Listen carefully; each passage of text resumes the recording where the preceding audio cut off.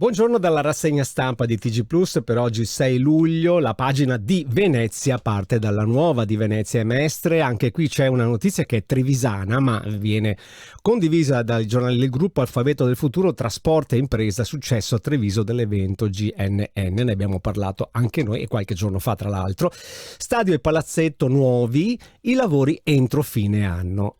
C'è questo entusiasmo a Venezia dopo l'annuncio dei fondi dello Stato. Ripartono i progetti sospesi, ma il centro-sinistra dice 300 milioni pubblici vanno usati per le priorità, e qui poi scatta poi insomma il botta risposta. Le manutenzioni nella fotonotizia del Mose, prima paratoia in superficie, anche noi ne parliamo, del treno ribaltato faceva l'inchino come le navi a Eraclea, è per quello poi che è stato indagato anche il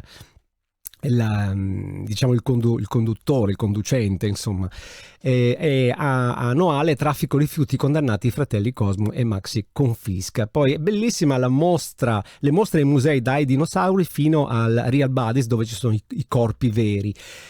In Gazzettino troviamo più tempo per pagare i mutui. Giorgetti all'ABI a alleviare il carico per le famiglie. Intese Unicredit dicono loro siamo pronti, ma Pattuelli si può fare solo con chi paga regolarmente. Insomma, vedremo. Visco dice cautela sui nuovi rialzi. Il Mose, le paratie meglio del previsto, test per i costi di manutenzione, una notizia spalmata un po' dappertutto. Questa la fotonotizia preoccupante, l'allarme: tra pochi anni in Friuli non si scierà più. E il calendario di Serie A si giocherà anche a Natale e Capodanno. Serie A senza respiro prima di arrivare alla quarta giornata. Già Natale e Capodanno è pazzesca sta cosa.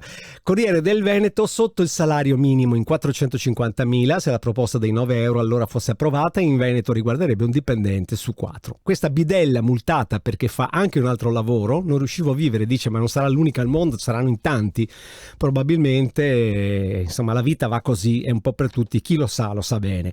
Il trenino capovolto, l'autista indagato è messo a riposo, ne abbiamo parlato poco fa, e Vielma sul Nanga manca solo l'ultimo 8.000, e l'alpinista vicentino che si becca la fotonotizia. Anche qui vedete si parla del Mose, come si parla del Mose anche nella nostra prima pagina di Venezia. Al via l'articolo di Beatrice Maier, al via la manutenzione della prima paratoia. Calzavara rassicura le borse di studio entro l'anno. Questa è un'altra notizia di carattere veneto. E poi a Jesolo la IATA, Jesolo Venice e Jesolo Turismo si aggiudicano la gestione. Poi si parla anche del meteo. Insomma, oggi, come vedete, non è che sia una grandissima giornata di sole qui da noi, un po' dappertutto.